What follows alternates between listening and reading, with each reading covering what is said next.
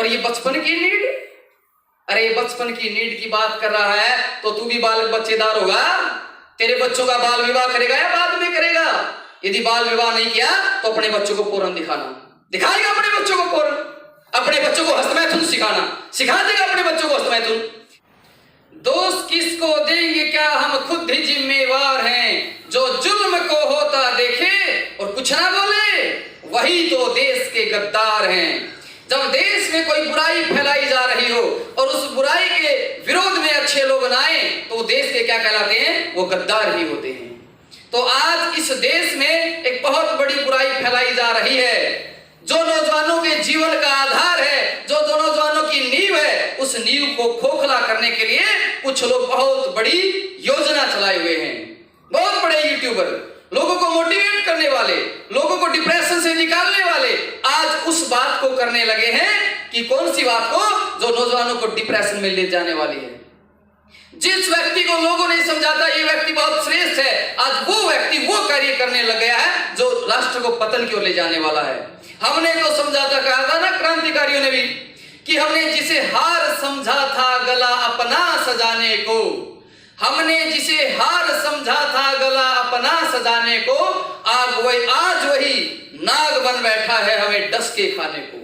आज वही व्यक्ति ऐसी ऐसी चीजें फैला रहे, एक एक चीज पर आज हम प्रहार करेंगे, खुली चेतावनी देंगे, सीधे सीधे आमने सामने की बात करेंगे। और जो ये वीडियो देख रहे हैं, मैं इनसे भी कहना चाहता हूं, आज का हमारा बहुत विशेष विषय रहेगा।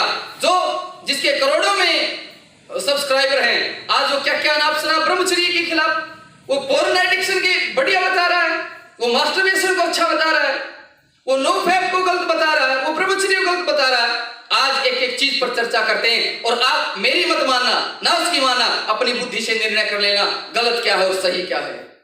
सबसे पहले बात आते हैं, उसने जो सबसे पहली बात की वो किस बारे में कही? वो पोर्न एडिक्शन के बारे में कहता है और कहता है ये कोई एडिक्शन नहीं है, ये कोई लत नहीं है। पहली बात तो हमें ये पता होना चाहिए लत कहते किसे हैं। लत कहते हैं बुरी आदत को, लत कहते हैं नशे को, लत कहते हैं व्यसन को, जिनों में व्यक्ति अर्थात जिस कार्य से व्यक्ति को सुख मिलता है उस कार्य को बार बार करने के लिए मन में उसके अंदर जो एक प्रेरणा होती है, जो उसमें एक इच्छा होती है बार बार, वही क्या कहलाती है?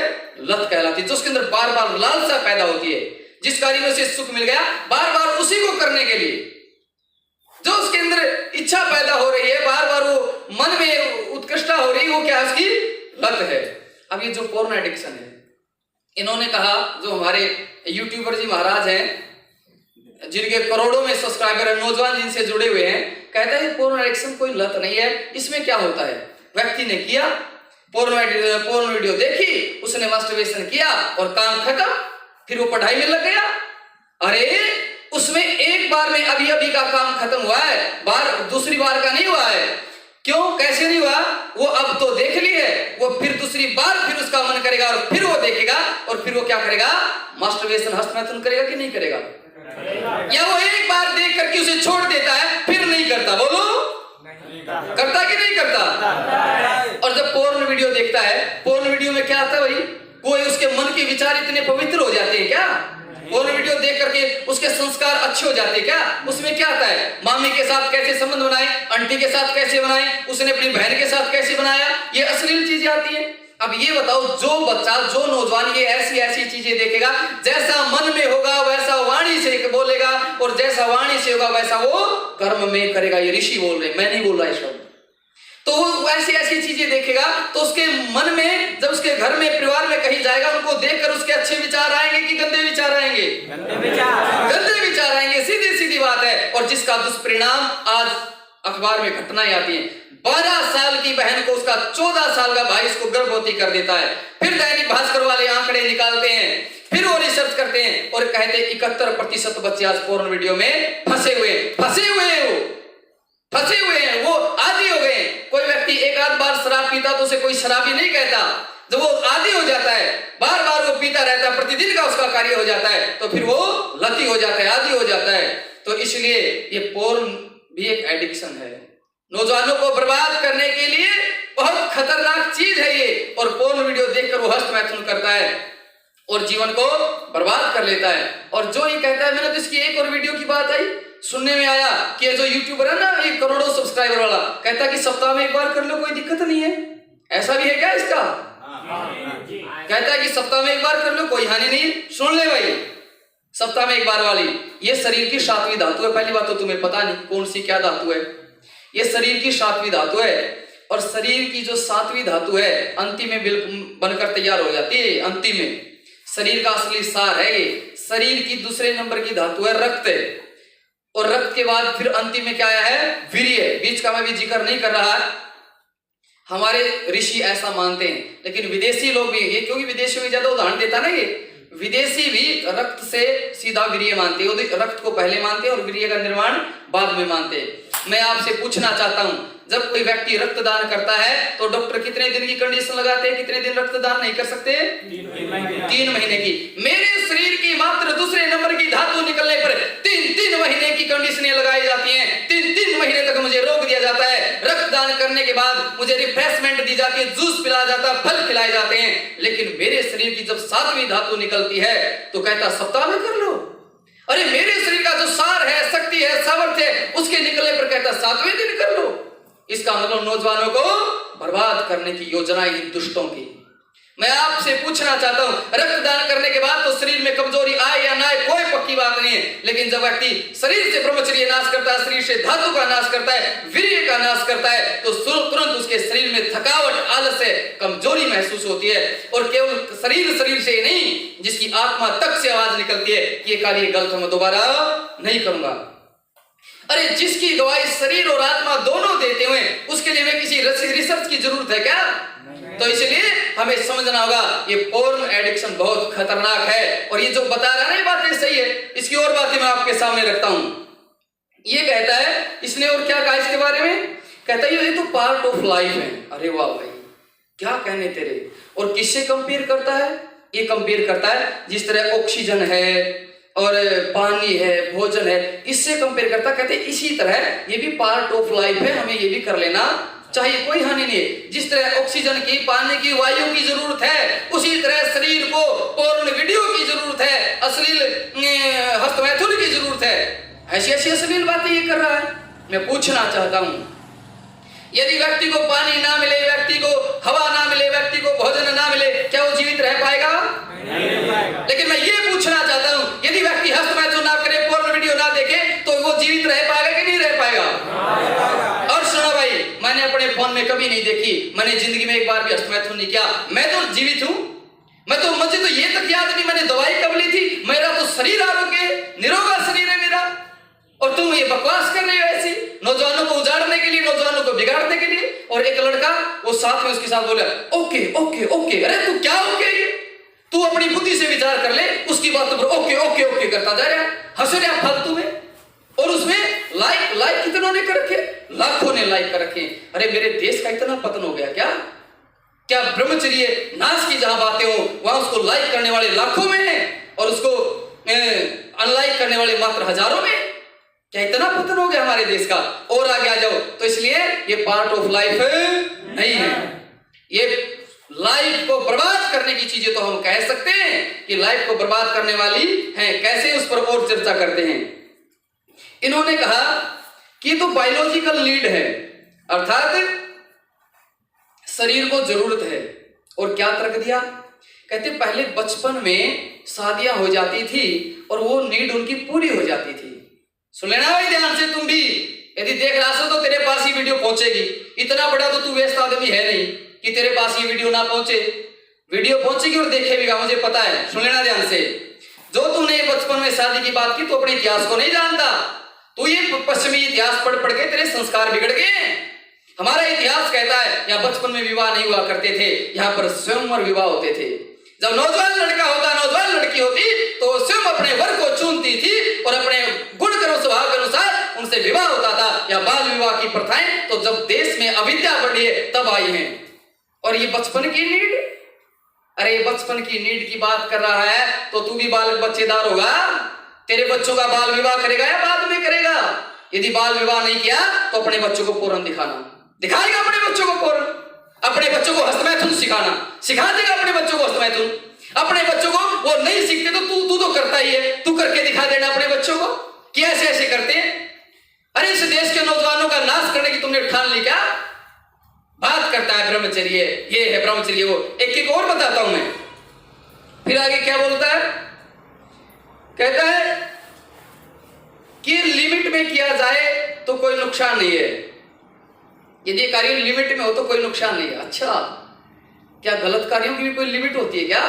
गलत कार्य गलत ही होते हैं। इसकी लिमिट इतनी ही है कि पति और पत्नी संयोग करते संतान उत्पन्न करने के लिए, और इसकी कोई लिमिट नहीं है कि वो ऋतु दान करते। और ऋषि लिखते हैं कि पति और जो गृहस्थी होते हैं वो ऋतु दान के लिए समागम करे, सिर्फ संतान उत्पत्ति के लिए पति और पत्नी संयोग करे, अन्यथा ये मजा लेने की चीज नहीं है। अरे क्या इन लोगों का जीवन, जो मल मूत्र त्यागने वाले स्थानों की जगह तो मजा लेने की बात करते हैं, जहां गंदगी के स्थान है वहां मजे की बात करते हैं, शर्म नहीं आती इनको।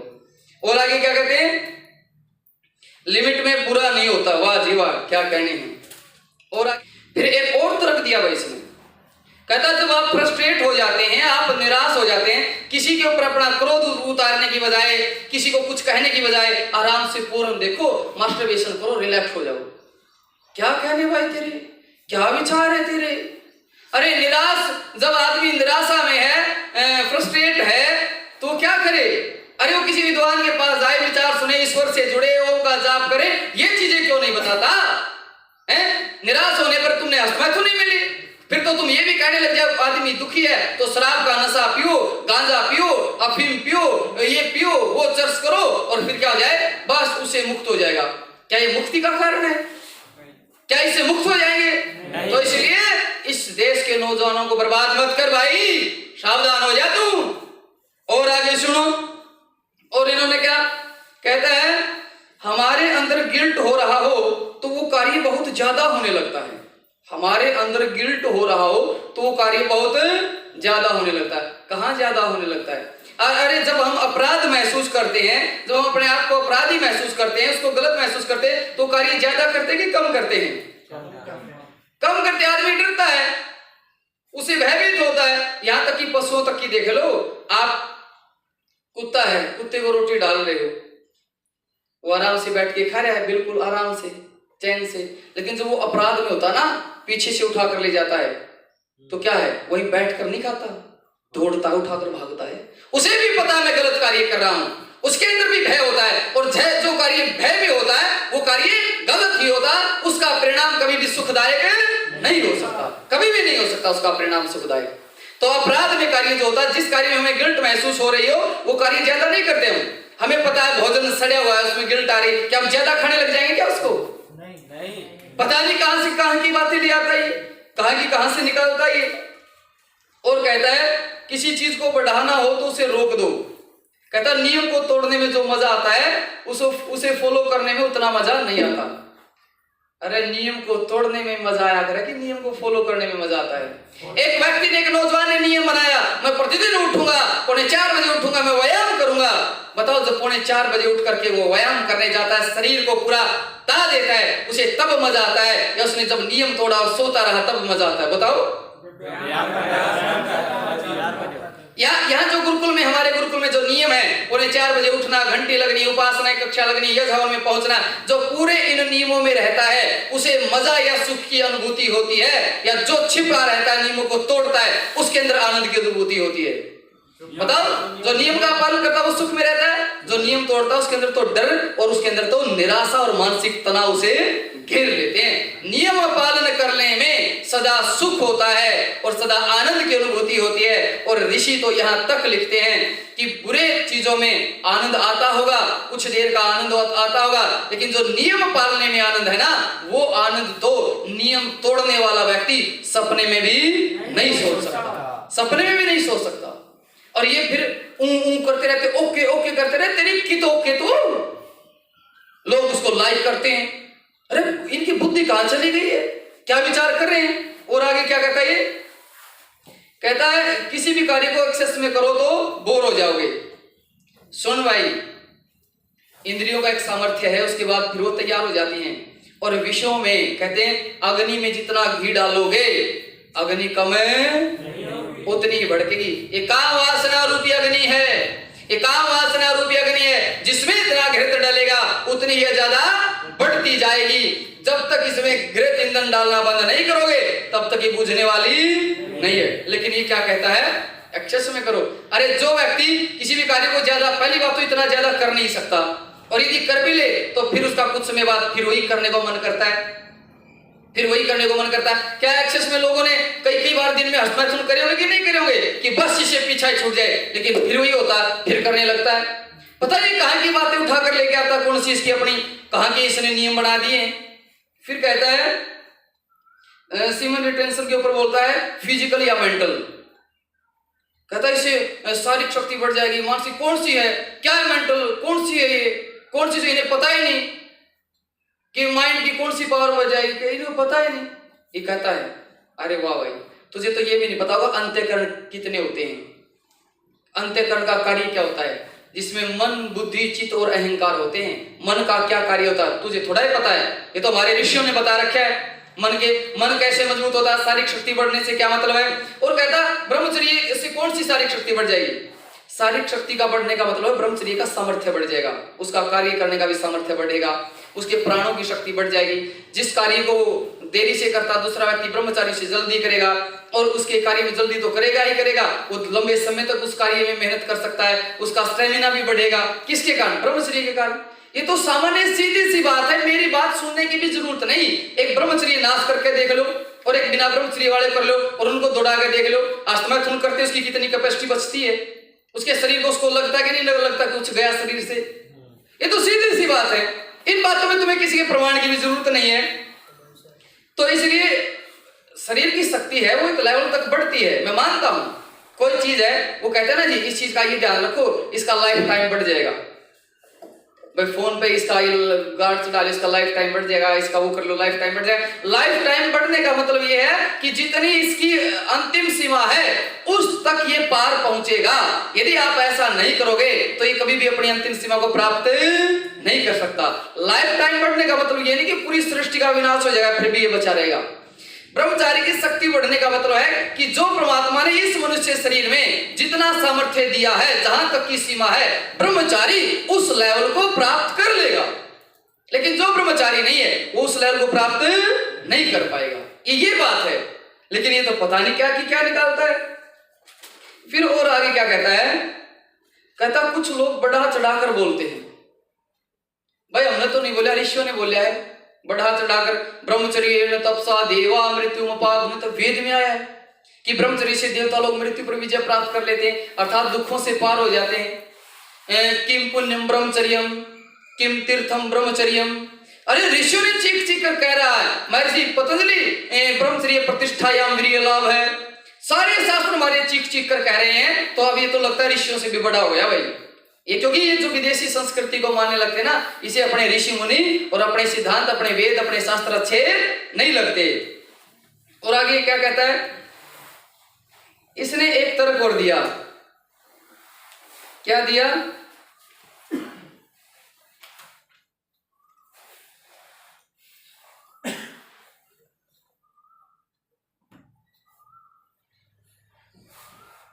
ये सफलता की बात करता है।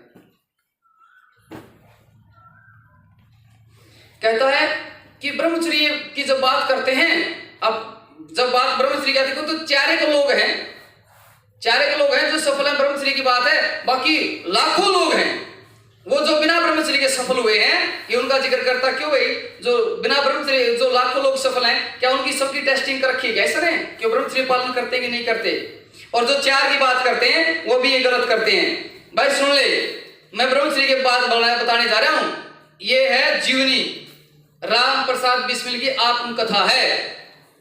पहली बात तो तुमने कहां क्रांतिकारी और कहां देशभक्तों की बात तुम्हारे पल्ले होंगी, तुम बात तो ये हमेशा बकवास रखते हो। इसकी जीवनी पढ़ लेना, और इस जीवनी में ये मैं आपको बताता हूं, ब्रह्मचर्य व्रत का पालन खूब ठोक के लिखता राम प्रसाद बिस्मिल। कौन था राम प्रसाद बिस्मिल? आज भगत सिंह को तो जानते हैं, लेकिन भगत सिंह ने अपना संगठन भी जिनके संगठन में विलय किया, जान लेना एक बार राम प्रसाद बिस्मिल कौन था, उसकी जीवनी पढ़ लेना।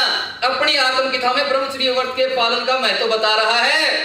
रही देश इन लोगों ने आजाद करवाया, जिनका जीवन नियम पूर्ण करा। ये तुम जैसे जो पोर्न वीडियो वाले रस्मखन वाले ना, अरे तुम तो अपना शरीर आजाद नहीं होता बुराइयों से, बात करेंगे तुम देश की, क्या तुम्हारे पल्ले।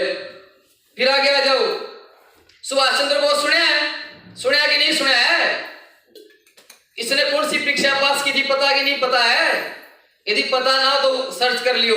इसने भी अपनी आत्मकथा लिखी, और अपनी आत्मकथा में जब आप इनकी आत्मकथा पढ़ो तो उस आत्मकथा में मेरी सबसे मुश्किल लड़ाई, वहां पर ये ब्रह्मचर्य की बात करता है, वहां पर ये काम वासना से छुटकारा पाने की बात करता है।